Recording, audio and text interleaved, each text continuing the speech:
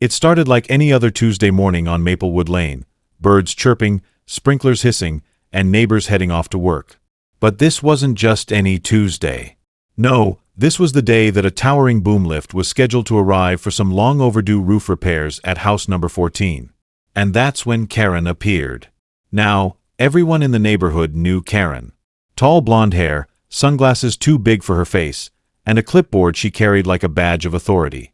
She wasn't just any neighbor. Karen was the self-appointed queen of the local homeowners association, even though her term had expired 3 months ago. Still, she made it her mission to keep the street presentable. Her words, not ours. So when the giant boom lift rumbled into the street, parking temporarily in front of her house, you could almost feel the temperature drop. Karen stormed outside in her robe and slippers, one hand clutching a coffee mug that read, "Don't mess with the HOA." She walked straight up to the operator of the boom lift, Tom, a friendly guy just doing his job, and said, "Excuse me, you can't park that thing in front of my property. It's against HOA regulations." Tom, confused but polite, responded, "Ma'am, I'm only here for a couple of hours. We're working on roof repairs for number 14.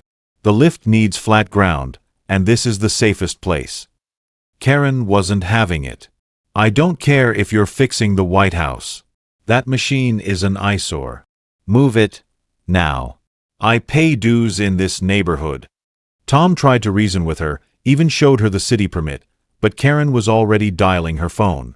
"I'm calling the real HOA board and the police," she snapped. "You'll regret messing with me."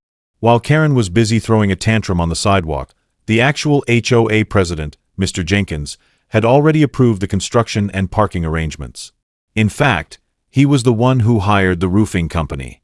Meanwhile, the homeowners of number 14, the Johnsons, an elderly couple who'd lived there for over 30 years, were just hoping to get their leaky roof fixed before the rains hit next week. As Karen paced back and forth, waving her phone in the air, neighbors started to gather, watching the drama unfold like it was a live soap opera. Some pulled out lawn chairs. One teenager even began live streaming it on TikTok. 20 minutes later, flashing lights appeared at the end of the street. Karen smirked. Finally, some real authority. But when the officer stepped out, he didn't walk up to Tom. He walked up to Karen. "Ma'am, we received a report about a disturbance," he said calmly.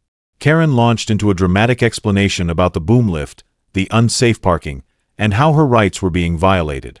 The officer listened patiently, then turned to Tom, who handed over all his permits and documents. After reviewing them, the officer looked back at Karen and said something no one expected. "Everything's legal here, ma'am. They're within city regulations and have HOA approval." Karen's jaw dropped. "This isn't over," she shouted as she stomped back to her house.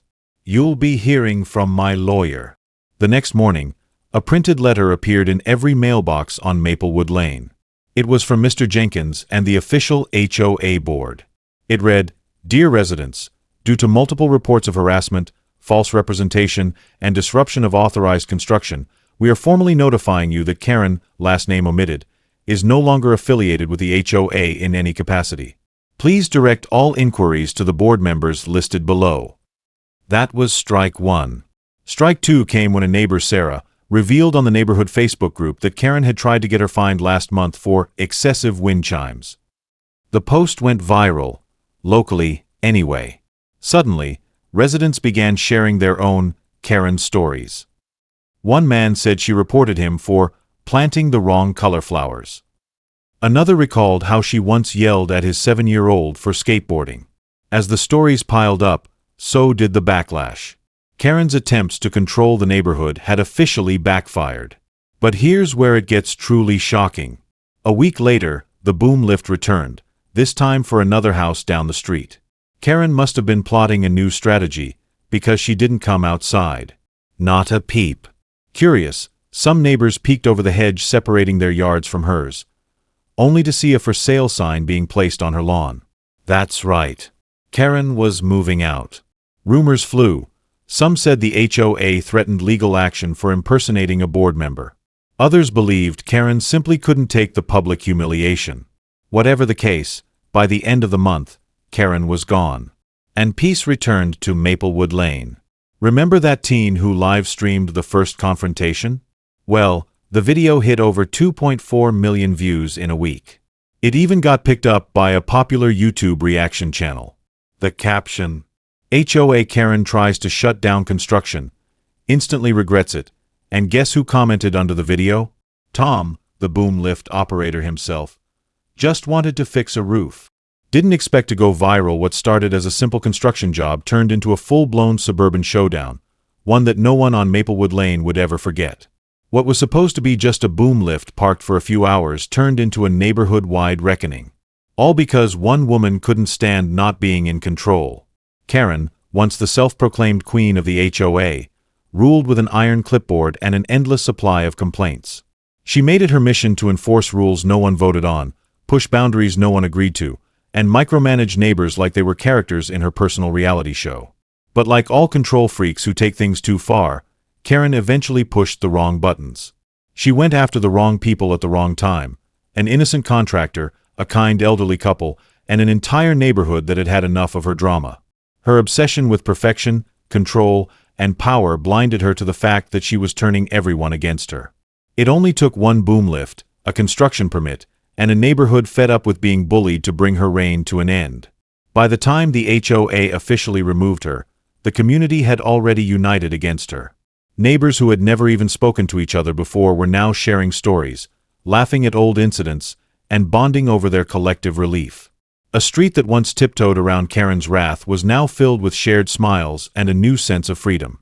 Karen wasn't just voted out of power, she was pushed out by her own behavior. Her forced smile faded, her fake authority crumbled, and eventually, even the "for sale" sign in her yard became a symbol of her downfall. And perhaps that's the real twist in this story. It wasn't the boom lift that caused the chaos.